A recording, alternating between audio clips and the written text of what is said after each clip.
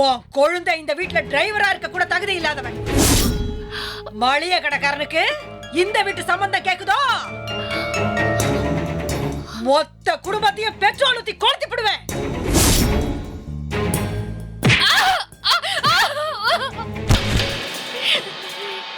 ஜனார்தனை போய் பார்த்துட்டு வந்தேன். ஜீவாவோட கல்யாண பத்திரிக்கை தூக்கி அவ கையிலே கொடுத்துட்டு, எங்கள் பையனுக்கு நாங்கள் கல்யாணம் ஃபிக்ஸ் பண்ணிட்டோம், உங்கள் பொண்ணை எங்கள் பையன் தொந்தரவு பண்ண மாட்டேன், அதை உங்கள் பொண்ணுகிட்டையும் சொல்லி வைங்கன்னு சொல்லிட்டு தான் வந்தேன்.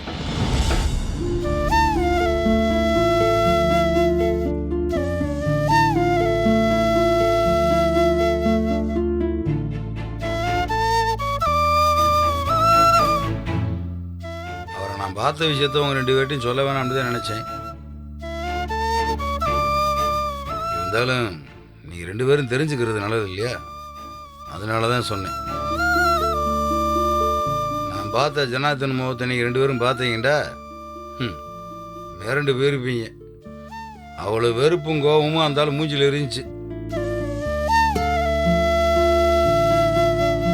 2 பேர்த்துக்கும் தான் சொல்கிறேன், புரிஞ்சு நடந்துக்குங்க.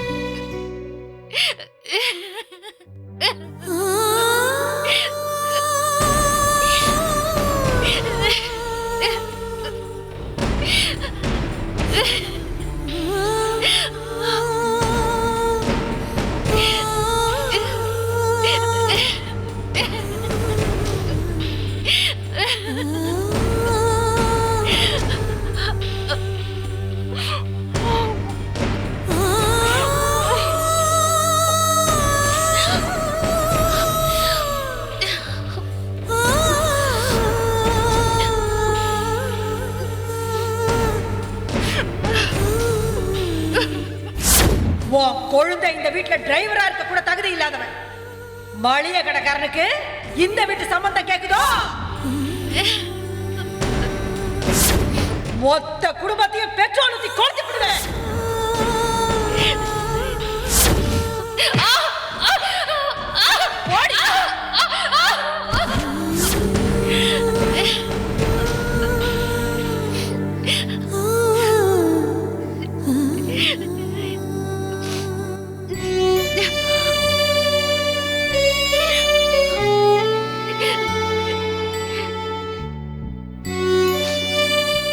அண்ணே, அண்ணே,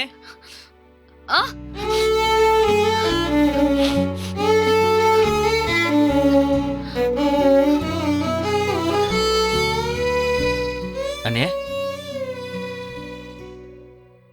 நீங்களும் அண்ணன் சொன்னதைத்தான் நினைச்சிட்டு இருக்கீங்களா?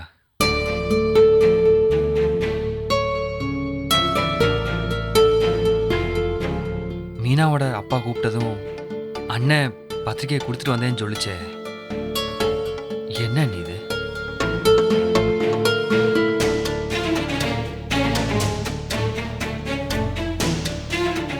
மீனாவோட அப்பா கிட்ட போய் உங்க பொண்ணை கொடுங்கன்னு கேட்க வேண்டாம். ஏன் மீனாவோட கல்யாணம் கூட நடக்க வேணாம். ஆனா இப்போ வீட்டுல ஏற்பாடு பண்ணிட்டு இருக்கிற இந்த கல்யாணம் வேண்டாம். நீ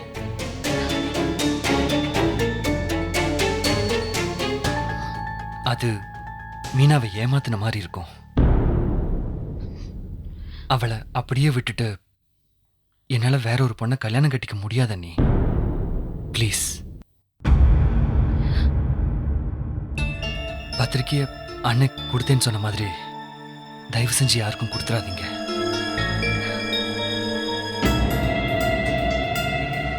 ப்ளீஸ் அண்ணி.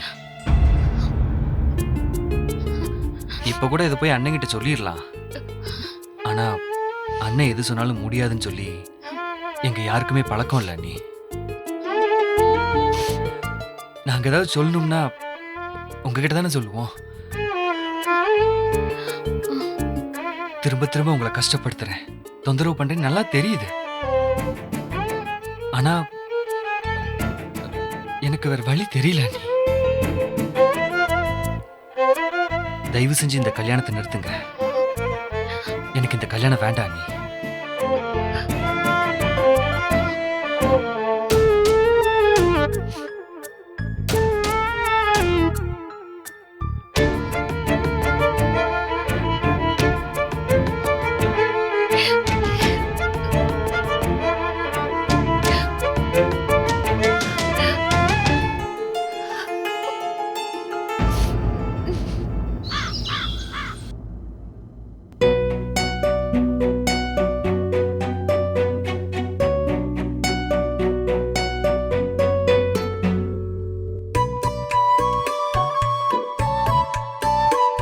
என்ன மாமா வாமா. கிளம்பியாச்சா? ஆமாம்மா, நீ வந்ததும் கிளம்பலான்னு தான் காத்துட்டு இருந்தோம். பார்வதி, இந்த பாரு கஸ்தூரி வந்துட்டா பாரு. வா வரேன். ஏமா உட்காரேன். இருக்கட்டும் மாமா. வந்துட்டியா கஸ்தூரி? வந்துட்டேன். என்னடா நேரம் ஆகுதுன்னு இப்பதான் நினைச்சேன். என்னத்த நேரம் ஆயிடுச்சு? நீ சொன்ன டைம் கரெக்டா வந்துட்டேன்ல. சரி, நாங்க இன்னைக்கு புதுக்கோட்டைக்கு போய் பத்திரிகை கொடுத்துட்டு வந்துடுறோம். அங்க ஒரு 7-8 வீடு இருக்கு. அதை முடிச்சிட்டா ஒரு நாள் மதுரைக்கு போய் பத்திரிகை கொடுத்துட்டு வந்துட்டா வேலை முடிஞ்சிரும். அதான் ஏற்கனவே சொன்னியத்த. ஆனா மதுரைக்கு நானும் தான் வருவேன். உன்னை தாண்டி கூட்டிட்டு போலான்னு இருக்கேன். ஆமா, எங்க முள்ளைய காணோம்? இருமா. எம்மாடி முல்ல. ஐயே, என்னங்க நீங்க? ஏன் இப்படி காதுல வந்து கத்துறீங்க? நீங்க போய் பக்கத்துல நின்னு கத்துனா கூட அவ காதுல விழாது. கண்ணாடி முன்னாடி நின்னான்னா அவ உலகத்தையே மறந்துடுவான்னு தெரியாதா உங்களுக்கு? விடுமா. எங்க அம்மாவுக்கு நான் அழகா இருக்கேன்னு போறாம. ஆமாண்டி, நான் அழகா இல்லாம தான் இவ அப்படியே அழகா வந்து பிறந்துட்டாளாக்கும். போவியா? யாரு நீ அழகா? நீ முதல்ல போய் கண்ணாடிய பாருமா. ஏமா இதுக்கெல்லாமா போய் சண்டை போட்டுட்டு இருப்பீங்க? அம்மா முல்ல, நாங்க புதுக்கோட்டையில போய் பத்திரிகை கொடுத்துட்டு வந்துடுறோம். பார்த்து பத்திரமா இருந்துருக்கேன்னா. ஏன் மாமா, உன் மகளை என்ன காக்கா ஒதுக்கிட்டு போயிரும்? கிளம்பு முத. அவ கால் தான் ஒரு இடத்துல நிக்காதேம்மா. பட்டு பட்டுன்னு அவ பாட்டுக்கு கிளம்பி எங்கேயாவது போயிடுவா. தேதி குறிச்சதுக்கு அப்புறம் வெளியே போக கூடாதுல்ல, அதுக்காக தானே உன்னை வர சொன்னோம். அதெல்லாம் நான் பாத்துக்கிறேன் அத்தை. நீங்க கிளம்பி போயிட்டு வாங்க. அவ எங்கேயும் போக மாட்டா. சரிம்மா. முல்ல, இந்தா இதுல பத்திரிக்கை இருக்கு. டைரியில அட்ரஸ் எழுதி வச்சிருக்கேன். ஒரு 20 அட்ரஸ் இருக்கு அதுல. அதை அப்படியே பத்திரிக்கையில எழுதிரு. நாளைக்கு போஸ்ட்ல அனுப்பணும். அப்ப வந்து அனுப்பிச்சுக்கிறேன். மறந்துடாம எழுதிருமா. வரட்டாமா? சரி மாமா. வா பார்வதி. போயிட்டு வாங்க. வரேன் கஸ்தூரி. சரி அத்தை.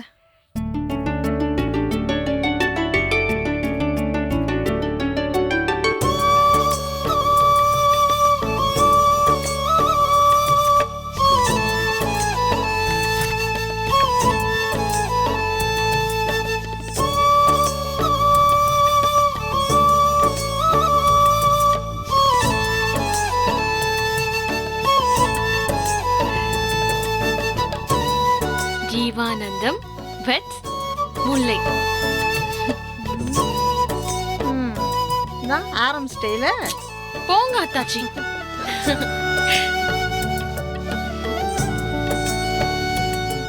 எவ்வளவு நாள் கனவு தெரியுமா பாண்டியன் ஸ்டோர்ஸ் மருமகள் ஆகணுங்கிறது?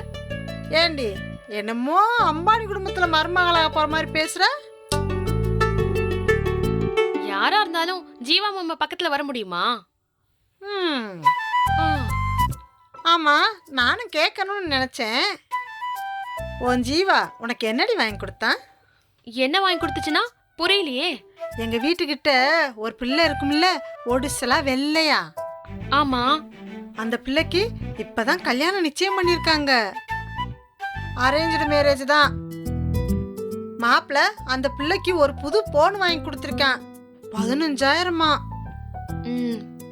அதுக்கு ஏண்டி அவளுக்கே 15,000 ரூபாய்க்கு போகணும்னா உனக்கு பெரிய கார் எல்லாம் வாங்கி கொடுத்துருக்கணும். சும்மா இருங்க அத்தாச்சி. மாமா போன்லயே சரியா பேச மாட்டேங்குது. ஏய், அந்த பிள்ளைலாம் அவங்க கூட போய் 3 படம் பார்த்துட்டு வந்துருச்சு. நீ இந்த இருக்க. அது ஒண்ணுதான் வருத்தமா இருக்கு அத்தாச்சி.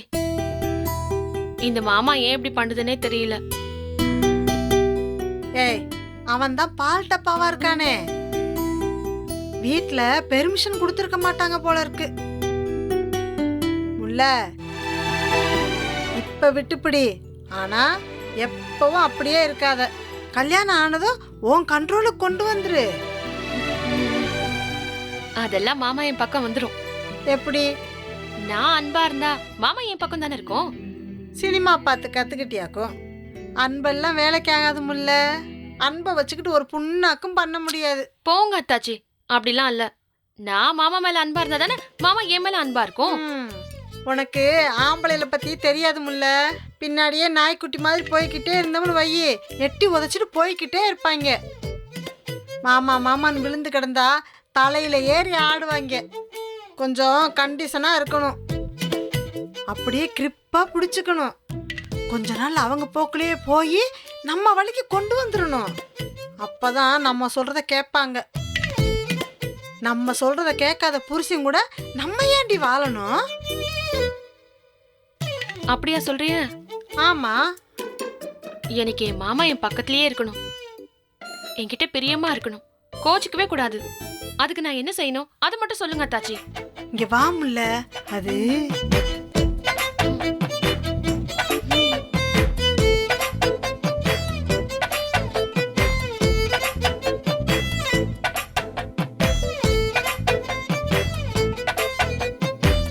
இப்ப புரியுதா? இவ்வளவுதானா அத்தாச்சி? முல்லை எப்படி அசத்துறன்னு மட்டும் பாருங்க.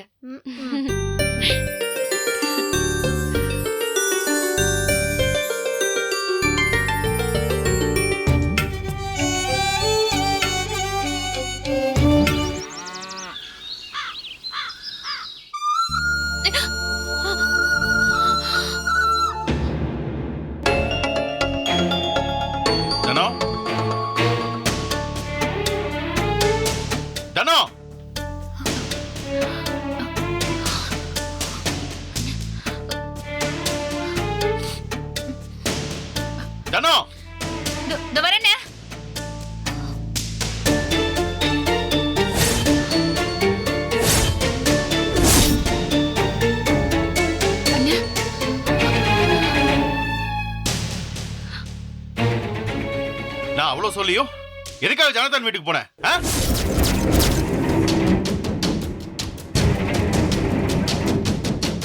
நான் இங்க வந்து சொல்லிட்டு போயும் உடனே கிளம்பி போயிருக்க, அப்படித்தானே? ஏன் தானே இப்படி இருக்க? அங்க என்ன நடந்துச்சுன்னு அந்த ஜனார்தன் மேனேஜர் சுந்தரம் என்கிட்ட வந்து சொன்னாரு.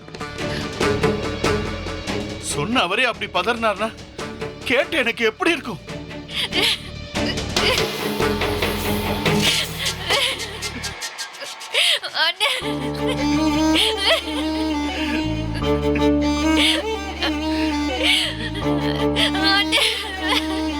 கேட்ட உடனே நேர அந்த ஜனார்தன் வீட்டுக்கு தான் போனேன். அந்த ஆள் வெளியூர் போயிட்டான். அந்த பொம்பளையும் இல்லையா? இருந்த நாள் விட்டுட்டு வந்திருப்பேன். ஐயோ வேண்டாண்ண. நீ கேட்ட அந்த ஆளு பதிலுக்கு உன்னையும் இங்க இருக்கிறவங்களையும் கடையையும் ஏதாவது செஞ்சுட்டா அதெல்லாம் பண்ணாதண்ண. எனக்கு எதை பத்தியும் கவலை இல்ல, யார பத்தியும் கவலை கிடையாது. என் தங்கச்சி அவமானப்பட்டு வந்து நிற்கும் போது நான் எதுக்குமா இந்த கடையை பத்தி இந்த வீட்டாளங்க பத்தியும் கவலைப்படணும்? ஆனா மெதுவா பேசுன. அத்தை வெளியேதான் படுத்துட்டு இருக்காங்க. அத்தைக்கு கேட்ட போது கேட்கட்டும், எல்லாருக்கும் கேட்கட்டும். என் தங்கச்சி இந்த வீட்டுக்காக என்னெல்லாம் பண்றான்னு எல்லாத்துக்கும் தெரியட்டும். வேண்டாண்ண. நீ ஏன் அங்க போன சொல்லு. ஏன் போன? அங்க போய் பேச முடியாது, அந்த பெரிய முரடன் நான் சொன்னேன் இல்லையா? போதாதுக்கு மாப்பிள்ளையும் சொல்லிருக்கான், அதே மீறி ஏன் போன? ஜீவா இங்க வேற யாரையும் நம்பலன்னு என்னதான் திரும்ப திரும்ப வந்து கேக்குறான். அவன் என்கிட்ட வந்து கேட்கும்போது அவனுக்கு ஒரு வழி கிடைக்காதான்னு போயிட்டேன். பேசதானே போறோம், பதிலுக்கு அவங்க ஆமா இல்ல இல்லன்னு சொல்ல போறாங்கன்னு நினைச்சு போனேன். சத்தியமா இப்படி எல்லாம் நடக்கும்னு நான் நினைக்கலன்னு.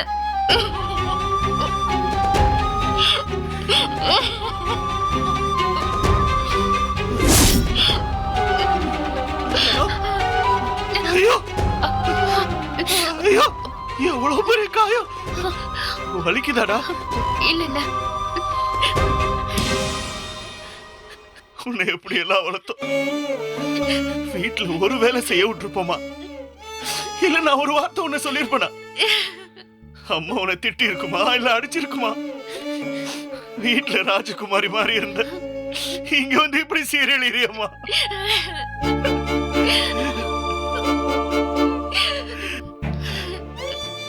அம்மாவுக்கு இந்த வீட்டுல நீ வேலை செய்யறதே வருத்தம் தான்.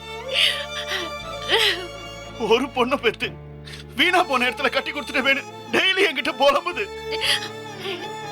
ஆனா நான் அம்மாவை திட்டுவேன். இங்க எல்லாரும் உன் மேல பாசமா இருக்கிறாங்கன்னு சொல்லி சமாதானப்படுத்துவேன். அப்ப கூட எனக்கு ஒண்ணும் தோணுனதுல தானோ. ஆனா இன்னைக்கு நடந்ததை கேட்டு சத்தியமா சொல்றேன், இந்த வீட்டுல உன்னை கல்யாணம் பண்ணி கொடுத்ததை நினைச்சு நான் ரொம்ப வருத்தப்படுறேன். அப்படிலாம் சொல்லாதன. இந்த வீட்டுக்கு நல்லது செய்யணும் தானே கண்ட ஆளுகிட்ட போய் அசிங்கப்பட்டு நிக்கிற. ஆனா மெதுவா பேசுன. பேச முடியாதுமா, பேச முடியாது. என்னால மெதுவா பேச முடியாது. நான் இதை சும்மா விட மாட்டேன். அந்த ஜனார்த்தனன் ஒரு வழி பண்ணாம விட மாட்டேன். உங்களுக்காக என் தங்கச்சி இன்னும் என்னென்னலாம் செய்யணும்னு இந்த வீட்டுல இருக்கிற ஒவ்வொருத்தரும் நிக்க வச்சு கேள்வி கேட்பேன். அண்ணா வேண்டாண்ண, அண்ணா ப்ளீஸ். எனக்கு நடந்தது யார்கிட்டயும் சொல்லாதண்ண, அதை யாராலையும் தாங்க முடியாதுண்ண. வேண்டாண்ண ப்ளீஸ் ப்ளீஸ் வேண்டாண்ண. அப்போ உனக்கு என்ன நடந்தாலும் பரவாயில்லைன்னு அப்படி விட சொல்றியா? அண்ணன், நீ சொன்னதுக்கு அப்புறமா போனது ஏன் தப்பு தானே? இவங்க யாருமே என்ன போகவே சொல்லலன்னு நானே தான் போனேன். நான் தானே போனேன். திரும்ப திரும்ப இங்க இருக்கிறவங்களுக்கே சப்போர்ட் பண்றியே தானோ? ஜீவா வந்து உங்ககிட்ட ஏதாவது பண்ணுன்னு சொன்னனால தானே போனேன்.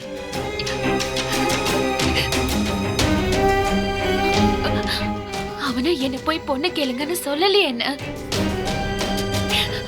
என்ன செய்யறதுன்னு தெரியாம தானே பாவி என்கிட்ட வந்து நின்னான்.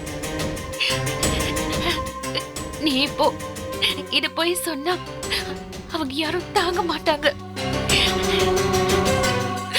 உனக்கு தெரிஞ்சதையே நான் எதிர்பார்க்கல. மாமாவுக்கோ தம்பிங்களுக்கோ தெரிஞ்சா அங்க போய் சண்டை போடுவாங்க. நீயும் அவரும் தம்பிங்களும் இந்த பாருங்க, யாரும் மீனா வீட்டுக்கு போக கூடாது. போனா என்ன நடக்கும்ங்கறத நானே நேர்ல போய் பார்த்துட்டு வந்துட்டேன். ஐயோ, எனக்கு பயமா இருக்குன்னு. மாமா சொன்ன மாதிரி அவங்க நம்ம குடும்பத்தை ஒண்ணுமே இல்லாம பண்ணிடுவாங்கன்னு.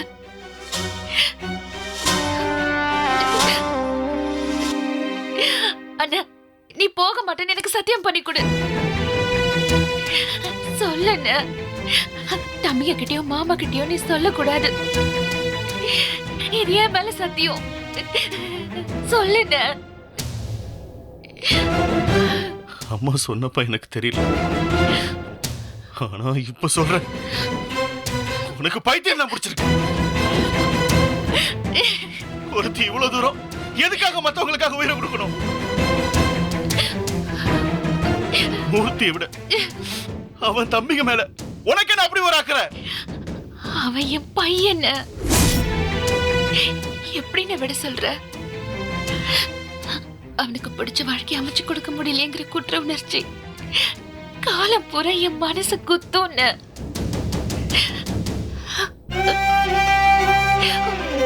என் தங்கச்சி அவமானப்பட்டு அடி வாங்கி நிக்கிறாளேன்னு நான் பதறி போய் இங்க வந்திருக்கேன். ஆனா என் மனசு புரிஞ்சுக்காம இப்போ இங்க இருக்கிறவங்கள பத்தி பேசுற பாரு. உன்னை என்ன சொல்ல? உன் கஷ்டம் எனக்கு புரியுதுன்னு.